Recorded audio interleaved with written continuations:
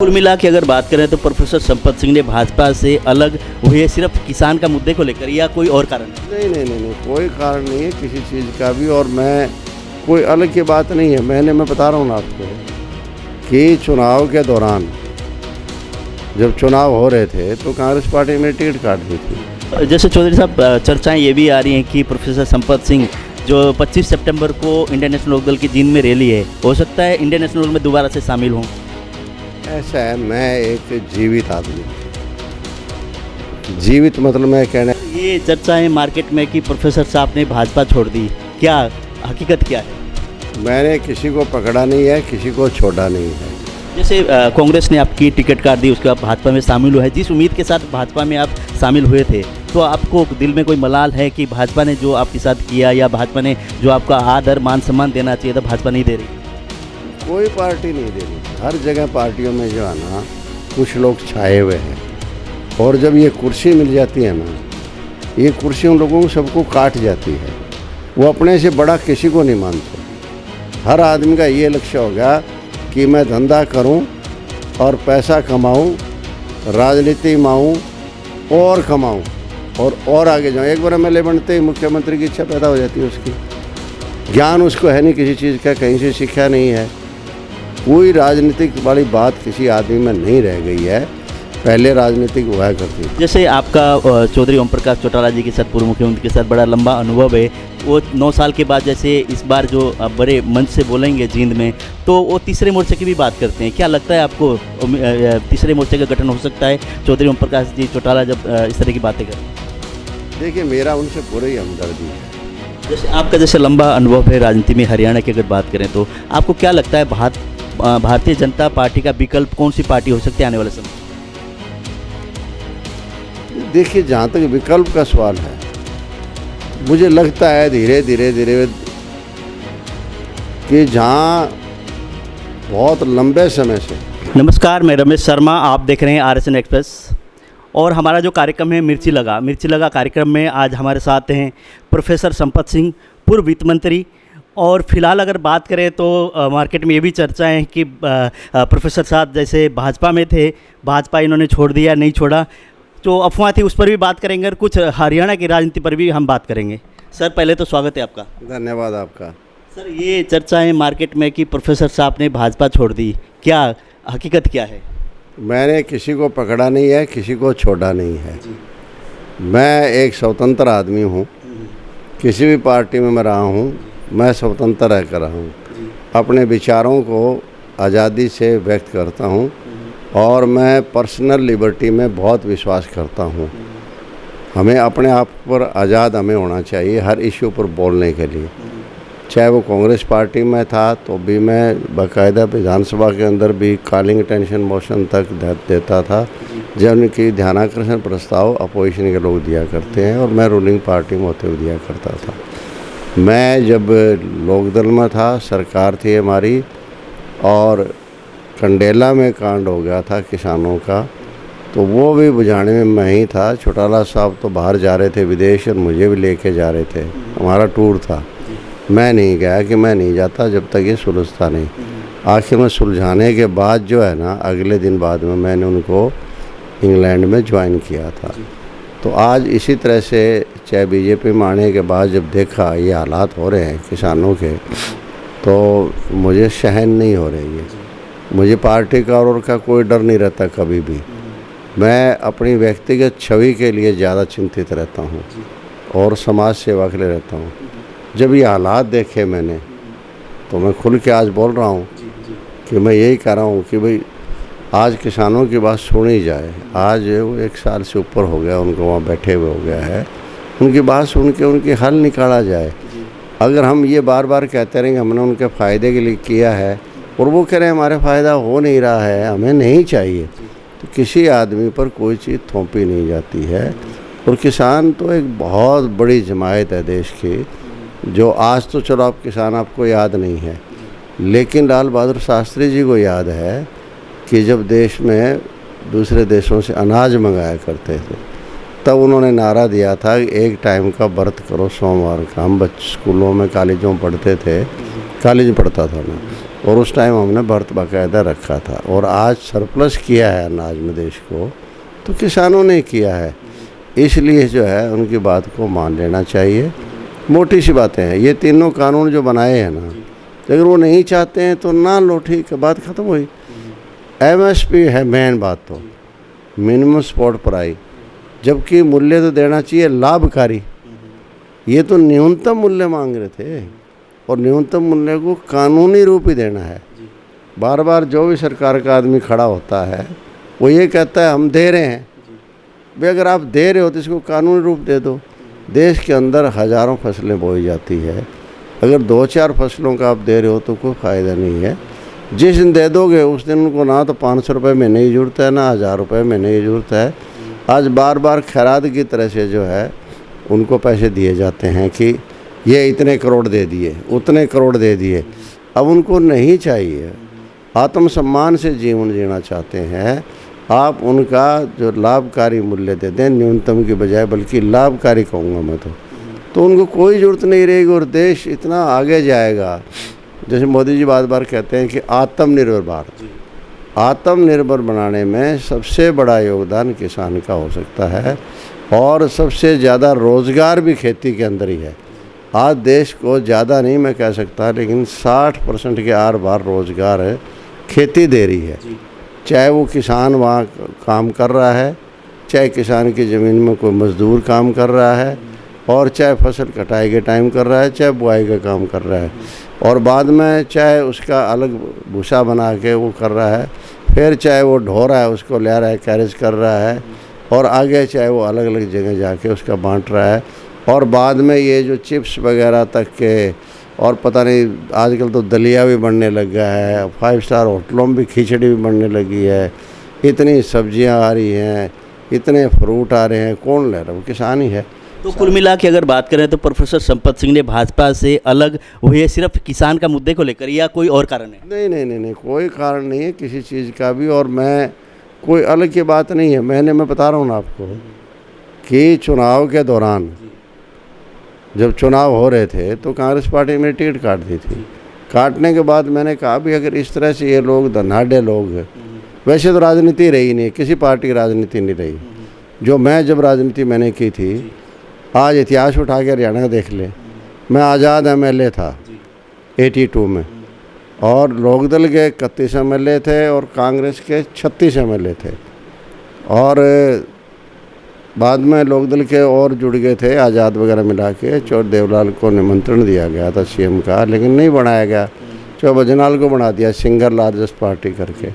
तो भजनलाल जी मेरे पास बार बार आए, तू तो आज़ाद है, तेरे पास क्या है? मैंने कहा मेरे पास कुछ भी नहीं है, तो तू मेरे पास आ जा। मैं कहा जी मैं नहीं आ सकता, सॉरी, मैं चौर देवलाल से जुड़ा हुआ हूँ।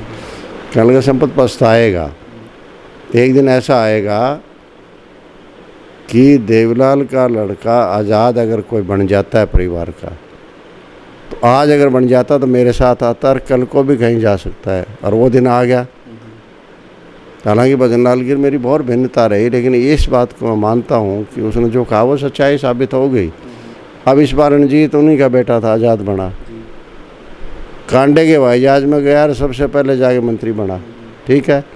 ये लड़का था पड़पोता, ये 10 MLA ले गया, डिप्टी चीफ मिनिस्टर बना। कहाँ रह गए? कहाँ नियम सिद्धांत रह गए?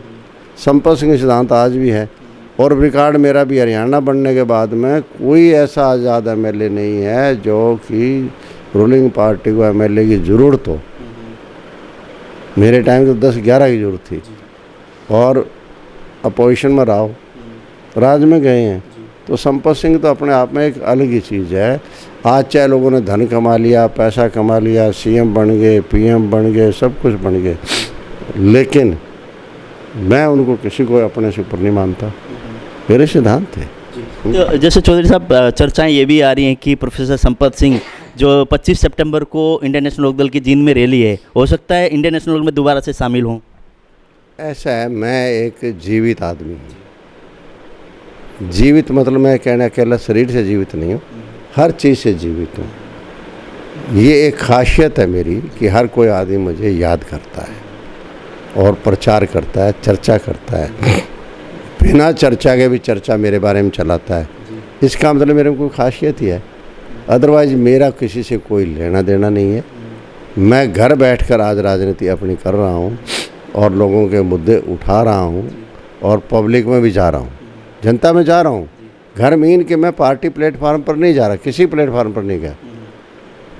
मैं ना बीजेपी के प्लेटफार्म पर जा रहा हूँ, ना मैं कांग्रेस के प्लेटफार्म पर जा रहा हूँ, ना मैं कोई जेजेपी या और जो भी चीज़ है, लोक दल है या क्या है, किसी प्लेटफार्म में जा रहा हूँ। अपना प्लेटफार्म पर जो काम पार्टियों में रह के कर रहा था वही काम आज मैं कर रहा हूँ। पब्लिक से उसी तरह से जुड़ा हुआ हूँ जैसे पहले जुड़ा हुआ हूँ और पब्लिक से ही जुड़ना मेरा धर्म है। ये बातें चुनाव की बातें आती है, आज कोई चुनाव नहीं है, कोई लेना देना नहीं है, ना किसी में जाने आने की बात है, ना कोई और है। मैं मेरा एक इंडिपेंडेंट शख्सियत के रूप में काम कर रहा हूँ। जैसे कांग्रेस ने आपकी टिकट काट दी, उसके बाद भाजपा में शामिल हुए, जिस उम्मीद के साथ भाजपा में आप शामिल हुए थे, तो आपको दिल में कोई मलाल है कि भाजपा ने जो आपके साथ किया या भाजपा ने जो आपका आदर मान सम्मान देना चाहिए था भाजपा नहीं दे रही? कोई पार्टी नहीं दे रही जी। हर जगह पार्टियों में जो है ना कुछ लोग छाए हुए हैं और जब ये कुर्सी मिल जाती है ना, ये कुर्सी उन लोगों को सबको काट जाती है। वो अपने से बड़ा किसी को नहीं मानते। कोई राय दो कोई ना दो, अब मैं दे रहा हूँ उन लोगों को राय। मैंने कहा आप स्कूल क्यों नहीं खोलते हैं? और मुझे अफसोस होता है, इतनी बड़ी देश की पार्लियामेंट है, कितने मेंबर हैं, 250 राज्यसभा में है, 550 लोकसभा में है, इधर विधानसभा का सेशन हुआ, एक आदमी ने कहा कि स्कूल खोलो, इश्यू ही नहीं उठाया। आज कितने बच्चे हैं जो बर्बाद हो रहे हैं, मेंटली बेकार हो रहे हैं बेचारे, फिजिकली बेकार हो रहे हैं, सोशली बेकार हो रहे हैं, इनडिसिप्लिन उन बच्चों में आ रहा है, उनकी तरफ कोई ध्यान ही नहीं है। ये उनके 2 साल नहीं गए हैं, उनके 10 साल पहले जो सीखा था वो भी भूल गए हैं। इतना बड़ा इनके साथ अन्याय हो रहा है बच्चों के साथ है। बच्चों के स्कूल तो मैं ये कहता हूँ बच्चों में इम्यूनिटी है, सबसे बाद में बंद करो और सबसे पहले बच्चों के स्कूल खोलो। आज बाज़ार खुला है, आज मार दाड़ मच रही है, इतनी भीड़ है। वो भीड़ क्या अगर शाम को घर नहीं जाती है, दोपहर को घर नहीं जाती है, वहाँ बच्चे नहीं होते हैं। ये लोग कहते हैं ना बार बार कि संक्रमित हो जाएंगे, तो संक्रमित कहाँ हो रहे हैं फिर? क्यों संक्रमित हो रहे हैं फिर? बाहर क्यों निकल देते इनको माँ बाप को? सारी दुनिया भीड़ हो रही है, कंधे से कंधा भिड़ा के चल रहे हैं लोग, कोई जगह नहीं है लोगों की, बसों में तो, रेलगाड़ियों में तो, बाज़ारों में तो, हर जगह। कॉलेज यूनिवर्सिटियाँ तक नहीं खोल रहे हैं। सरकारें क्या रहेगी और क्या राजनीति रहेगी? ऐसी राजनीति को धिक्कार है जो राजनीतिक आदमी की समाज के अंदर कोई चीज़ घटित हो रही है और उसके बारे में सोचता ही नहीं हो, सिवाय वो खा गया, वो पी गया, इसने मार दिया, इसने काट दिया, इसने फलाना हो गया, ये हो गया, ये मुद्दे उठते हैं। कोई बात होगी कोई, अरे भैया कोई ये भ्रष्टाचार से लिपटा है, ये फलानी चीज़ से लिपटा है, अरे समाज के इशू तो उठाओ यारो। ये चीज़ तो है ही है, मानते हम है, ये इसके लिए कानून बने हुए हैं और ठीक है कानून अपना रास्ता ले रहा है। आज को हालात थोड़े हो रहे हैं देश के, राजनीति कोई नहीं करता, सब व्यापारी हो गए हैं, टोटल व्यवसायिक हो रहे हैं। चाहे किसी पार्टी के अंदर बैठे हो, मैं कोई एक को दोष नहीं दे रहा हूँ, ये वक्त ही ऐसा आ गया है, हर कोई व्यवसायिक बन गया। आज कोई किसी की आंखें बनवा देगा, डॉक्टर को बुला के उसको वोट दे देंगे, आंखें बनवा दी। किसी घर में जाके एक साल जो है ना 11,000, 15,000, 20,000, 21,000 कन्यादान दिया आएगा, वो अगली बार एमएलए बन जाएगा। आज कोई किसी का पैसे से मदद कर देगा ना, अगली बार एमएलए। लक्ष्य यही होता है, हर आदमी का ये लक्ष्य हो गया कि मैं धंधा करूं और पैसा कमाऊं, राजनीति में आऊं और कमाऊं और आगे जाऊं। एक बार एमएलए बनते ही मुख्यमंत्री की इच्छा पैदा हो जाती है उसकी। ज्ञान उसको है नहीं किसी चीज़ का, कहीं से सीखा नहीं है, कोई राजनीतिक वाली बात किसी आदमी में नहीं रह गई है। पहले राजनीतिक हुआ करती थी, अनपढ़ टाइप के आदमी होते थे और अनपढ़ टाइप के आदमी 1-1 घंटा पार्लियामेंट में असेंबली के अंदर तथ्यों के साथ बोलते थे। आज कौन बोलता है? सिवाय गाली गलौज के पार्लियामेंट कहाँ चलती है? ना तो कोई चलाना चाहता और ना ही कोई आगे बढ़ाना चाहता और कोई चलने नहीं देना चाहता। ये हालात जब हो गए हैं देश के पार्लियामेंट्री असेंबलियों के, तो क्या उम्मीद करें? जैसे आपका चौधरी ओम प्रकाश चौटाला जी के साथ, पूर्व मुख्यमंत्री के साथ बड़ा लंबा अनुभव है, वो 9 साल के बाद जैसे इस बार जो बड़े मंच से बोलेंगे जींद में, तो वो तीसरे मोर्चे की भी बात करते हैं। क्या लगता है आपको तीसरे मोर्चे का गठन हो सकता है चौधरी ओम प्रकाश जी चौटाला जब इस तरह की बातें कर रहे हैं? देखिए, मेरा उनसे पूरी हमदर्दी है। एक बुजुर्ग आदमी है, 9 साल जेल में काट कर आए हैं। अब उनको स्वास्थ्य लाभ करना चाहिए। घर के लोग उनका यूज कर रहे हैं। चौधरी देवीलाल का भी 90 के बाद यूज किया गया, और चौधरी देवीलाल एक ऐसी शख्सियत थे, कोई मुकाबला ही नहीं था उस आदमी का। उस आदमी को भी बाद में जो है ना, लोग स्वार्थ के लिए, घर वाले जो है ना, उसका कचुम्बर निकाल के छोड़ देते हैं। 91 में वो हारे, छोड़ देवीलाल को हारने वाली ऐसी शख्सियत थी। 96 में हारे, 98 में हारे, बीमार पड़ गए, आखिर में फिर भी उनको गाड़ी में बिठा के धक्के से और रैलियों में ले जाया करते थे। तो मैं तो ये चाहता हूँ कि चौटाला साहब ने बहुत कुछ कर लिया जो करना था राजनीतिक तौर पर। उनके पोते डिप्टी CM तक बन गए, उनके बेटे MLA बन लिए, MP बन लिए, उनकी बहू MLA बन ली है। उनको आज उनको विश्राम करने के लिए करना चाहिए कि आराम से उनकी सेवा करो और वो विश्राम करें, और देश के बारे में अपने अनुभव वगैरह को लिखने का प्रयास करें। उनका लेख बहुत अच्छे हैं, वो लिखते बहुत अच्छे हैं चौटाला साहब। उनकी लिखाई जो है ना, बहुत अच्छी है उनकी लिखाई। तो इस तरह देश के अनुभव करें ताकि आगे वाले लोग पढ़ें। अब उनको तो इन चीज़ों पर लगाना चाहिए, और अब उनको यूज़ कर रहे हैं एक किस्म के। तो ये इससे मेरी मन दुखता है, क्योंकि मैंने इतने साल उनके आदमी के साथ काम किया। मेरे चौधरी देवीलाल के लिए बहुत मन दुखता है कि चौधरी देवीलाल ने जो पोता बना दिया MLA अजय को, उसके बाद चौधरी देवीलाल कभी नहीं उभर पाए। और आज निचली जनरेशन को इन्होंने भी पोते को MP बना दिया था। तो अब उभरने का जो है ना, मुझे बहुत मुश्किल लगता है। उभरने की जरूरत क्या है इनको? बहुत रह लिया, 3 4 5 बार तो चीफ मिनिस्टर रह लिए। शपथ मैंने जो है ना 3 बार तो इनके साथ शपथ ली। हमारे सब जवानी याद होगी थी। 3 बार इनके साथ शपथ ली, मास्टर हुकम सिंह के साथ ली, बनरदास गुप्ता के साथ ली, 5 तो 5 साल में ले ली, और 2 चौधरी देवीलाल के साथ ले ली। 7 शपथ ली विदिन 5 ईयर हमने।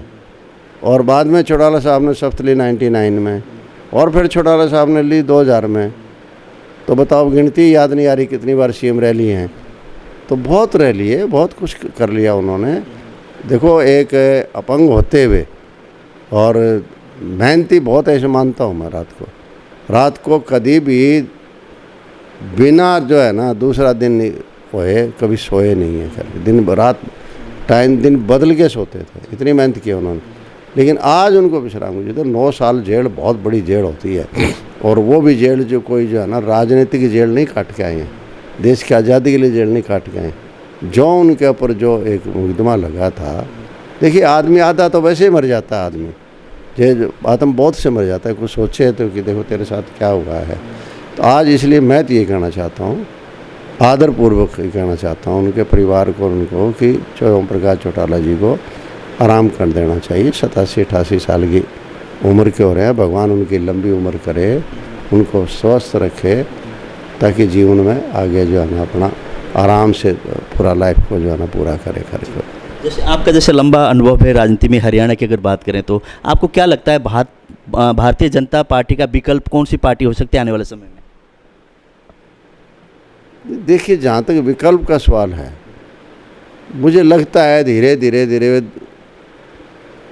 कि जहाँ बहुत लंबे समय से बिना पारिवारिक जो रीजनल पार्टी रही वो तो ठहर जाएंगे, पारिवारिक रीजनल पार्टी अब नहीं ठहर पाएगी, मेरा अंदाज़ा है। बाकी तो पता नहीं क्या होगा, कर को वो मुश्किल है। तो इसलिए नेशनल पार्टी का ही फ्यूचर लग रहा है कर कोई, कि नेशनल पार्टी रहने का मुझे लगता है कि विकल्प की बात नहीं है। भाजपा क्या विकल्प, भाजपा को कितने टाइम हुआ है अभी? विकल्प तो पहले शुरू में से लेकर अब तक तो कांग्रेस ने राज किया है। भाजपा का थोड़ा टाइम था, भाजपा की तो सरकार वैसे उस मानना जाए तो एक किस्म की है भी नहीं।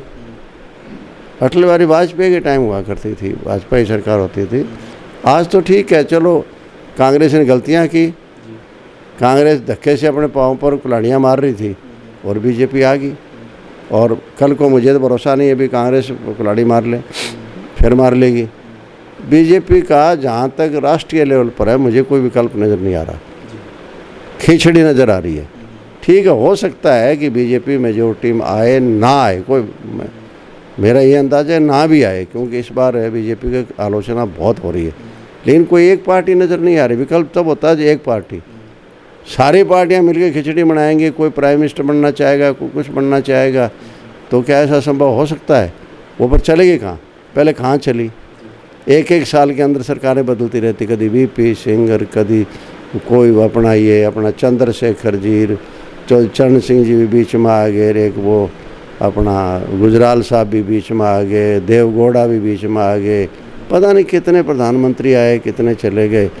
हालात ऐसे हो रहे हैं, या तो जब कभी सद्बुद्धि देगा परमात्मा तो कोई कांग्रेस मजबूत होगी तो दूसरी बात है, अदरवाइज सेंटर में तो मुझे जो है ना कुछ भी नज़र नहीं आ रहा, अंधेरा नज़र आ रहा है। इस बार सेंटर में बीजेपी का भी नज़र नहीं आ रहा है कि सरकार बना लेंगे ये, और अपोजिशन का भी बिल्कुल कतई नज़र नहीं आ रहा।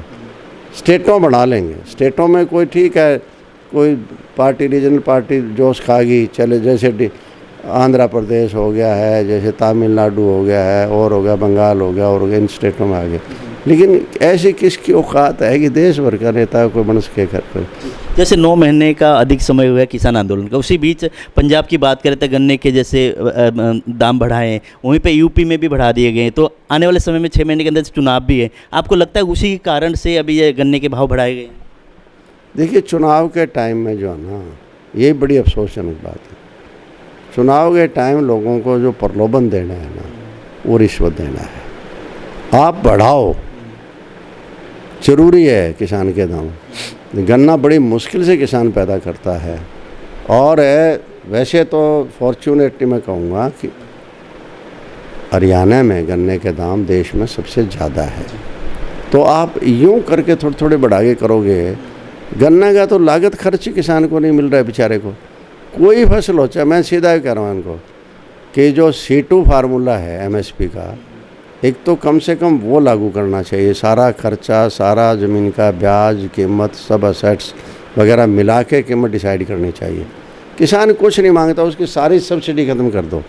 ना उसको खाद पर सब्सिडी चाहिए, ना उसको बीज को सब्सिडी चाहिए, ना उसको लोन माफ़ी चाहिए, कुछ भी नहीं चाहिए उसको इसके लिए तो मजबूर कर रही है, उसको दुखी कर रहे हैं। किसान को बेचारा बना के छोड़ दिया। किसान तो मालिक है, बेचारा कैसे है वो बेचारा, लेकिन बना दिया सरकारों ने। अगर मान लो C2 का फार्मूला लगा दिया जाए और उसके ऊपर लाभकारी मूल्य दे दिया जाए, हर एक को लाभ मिलता है, सारे लाभ कमा रहे हैं।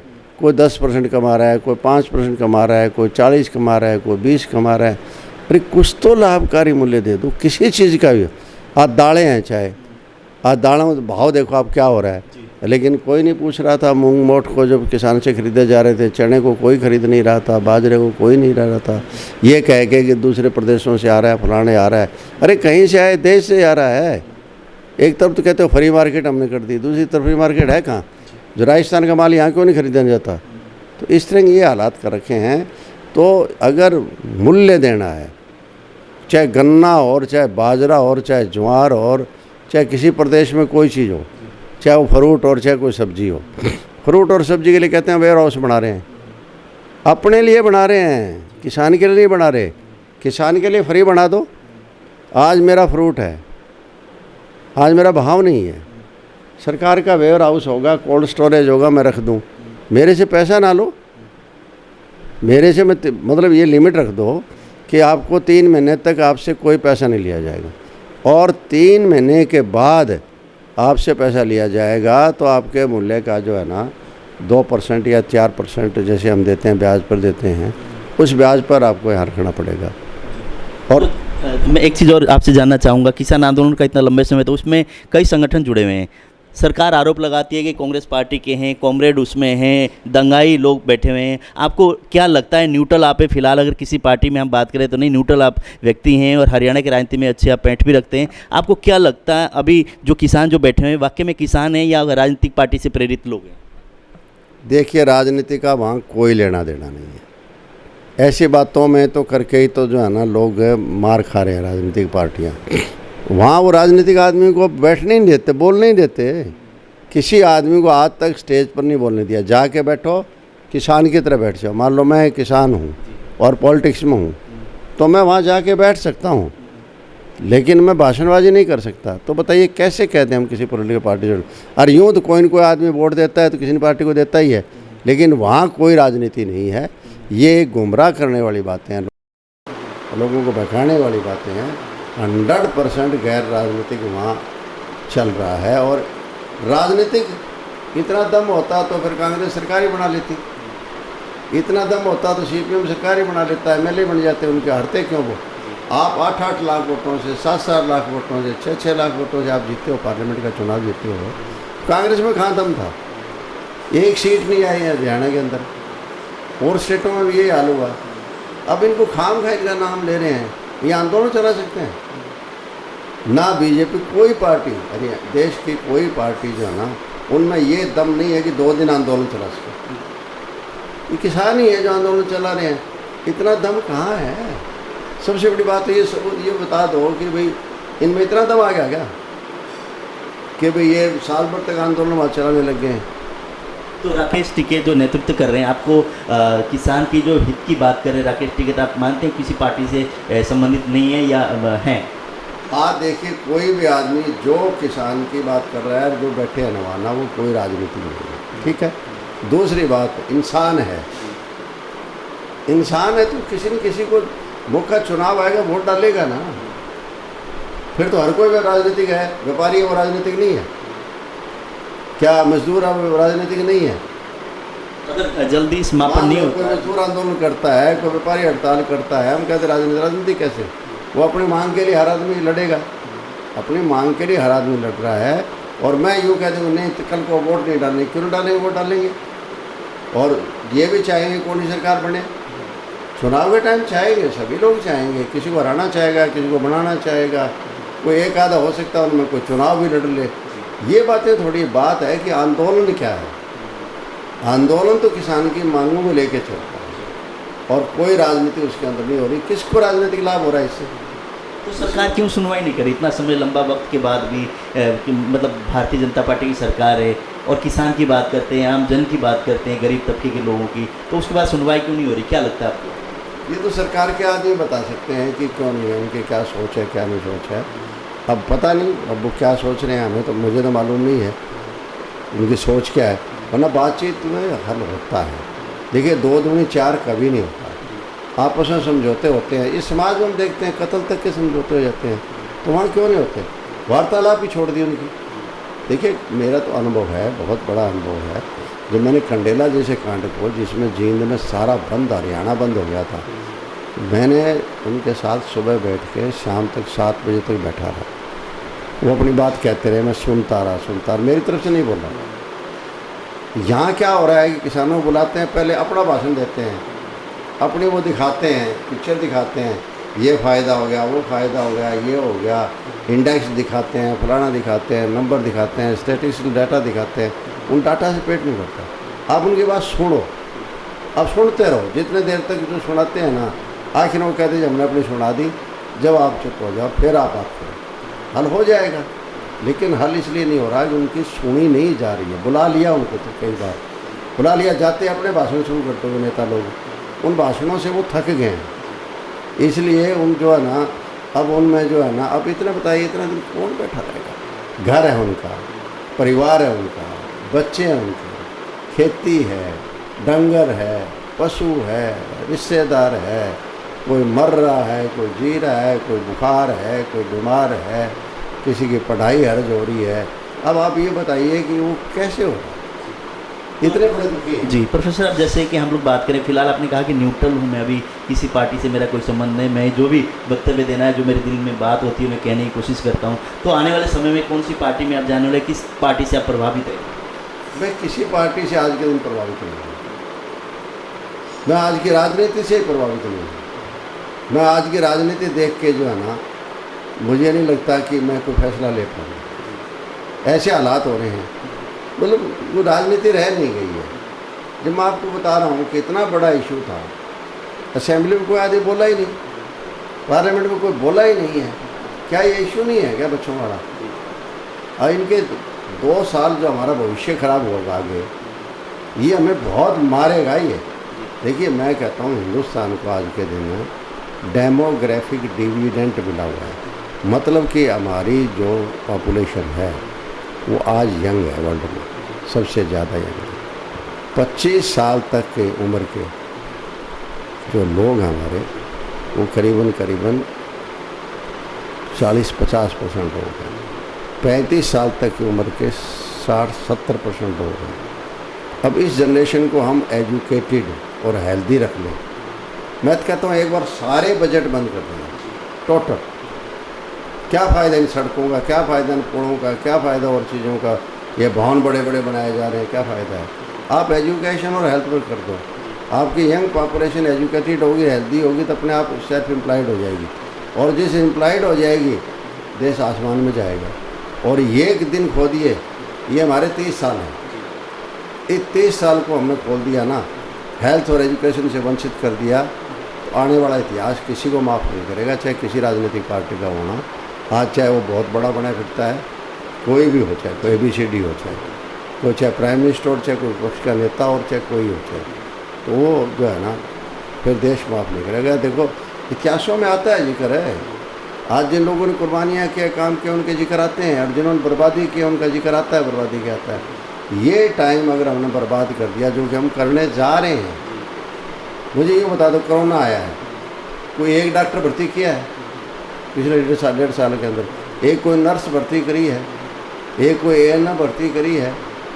आपके सारे CSC PSC हॉस्पिटल सारे खाली पड़े हैं।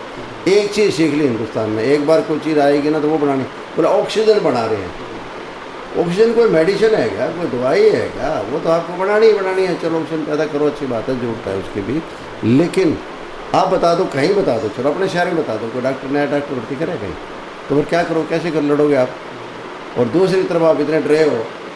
मैंने बात की है CMO दफ्तर में भी कई बड़े लोगों से, और भी बात लोग अफसरों से बात करी, वो कहने लगे जी अब सितंबर में तो मौसम बदलता है, नया वायरस आएगा और ये वेव आएगी, कैसे स्कूल खोल दे?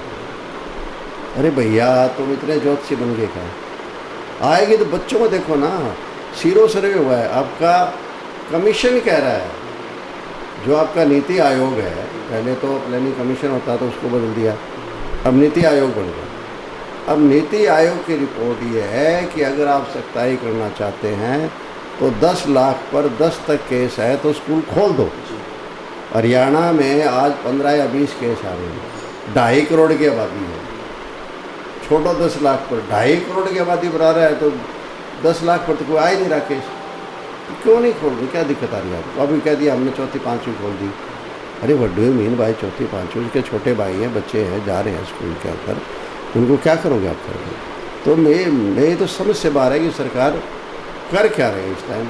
इसलिए अब मैं कुछ कर तो सकता नहीं हूँ, लेकिन गुस्सा अंदर बहुत आता है, विरोध बहुत उठता है, चिंतन बहुत होता है, और कोई दो राय नहीं है कि प्रयास मेरा है कि मैं कोई किताब निकालूँ, आने वाले समय में लिखूँगा इस अनुभव को, क्योंकि हमारे होते हम ये जब सोच रहे हैं हमारा देश है, राजनीति क्या रह जाएगी अगर देश आपका कमज़ोर हो जाता है, जनता आपकी कमज़ोर हो जाती है, और उसकी रीढ़ की हड्डी किसान के घर में दाना होगा, हर घर में जाएगा, हर घर में जाएगा, कपड़ा भी खरीदा जाएगा, जूते भी खरीदे जाएंगे, घड़ियाँ भी खरीदे जाएंगी, पता नहीं क्या क्या चीज़ खरीदी, कितनी मार्केट चलेगी, सिवाय यही बड़े बड़े लोगों तरफ ध्यान दें।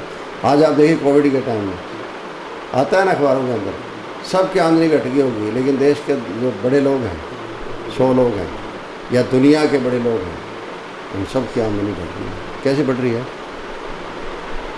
शेयरों की वजह से बढ़ रही है। कोई प्रोडक्शन नहीं कर रहे हो, उत्पादन करके, एम्प्लॉयमेंट दे के, और अगर कुछ करे टैक्स दे के, मान लिया उनका योगदान है, रातों रात बढ़ रहे हैं टैक्स शेयरों से। क्या मिल रहा है? हमें कुछ नहीं मिल रहा। और पैसा आया कहाँ से है? GST हमारी पहले से अब ज़्यादा बढ़ गई। बढ़ी कैसे है? पेट्रोल से, डीजल से, गैस से। अब मैं कैसे मान लूँ कि लोगों के लिए काम हो रहा है, कि लोगों के लिए सरकार चिंतित है? आम इसके फिर महंगाई। अब डीजल से कौन सी चीज़ ऐसी है जो डीजल से संबंधित नहीं है? आपने गैस पकड़ा दी लोगों को, सिलेंडर, वो सिलेंडर धक्के खा रहे हैं, भराएं जब, 4-4 गुना रेट बढ़ गए हैं। जो भी तुम करो, राजनीतिक लोग है कहाँ देश में, ना तो सत्ता पक्ष में है ना विपक्ष के अंदर है, ये हालत है। समय देने के लिए बहुत बहुत धन्यवाद। समय जैसे हमने पूर्व मंत्री संपत सिंह जी से बात की, फिलहाल जो मार्केट में चर्चाएं थी कि प्रोफेसर साहब कौन सी पार्टी में, भाजपा में है, कुछ चर्चाएं थी, भाजपा छोड़ दिया, लेकिन ये कहते हैं अभी किसी पार्टी में मैं न्यूट्रल हूँ। और जो कई बार देख के जो सरकार के हालात, जो किसान की जो दुर्दशा देखकर मन में पीड़ा भी होती है, लेकिन क्या करूं, पावर में भी नहीं, और कोई एक तरह से अगर सरकार कहते हैं किसको कहें, इस तरह की इन्होंने पीड़ा जाहिर कर बात की हमने कि इंडियन नेशनल लोकदल में क्या शामिल होंगे, उस पर भी इन्होंने एक तरह विराम लगा दिया। अभी कोई मन में कोई इच्छा नहीं है, समय आएगा तो देखेंगे, ये वाली बात कह रहे हैं। लेकिन फिलहाल अगर बात करें तो फिलहाल न्यूट्रल है, किसी पार्टी से जुड़ा हुआ नहीं है प्रोफेसर संपत सिंह।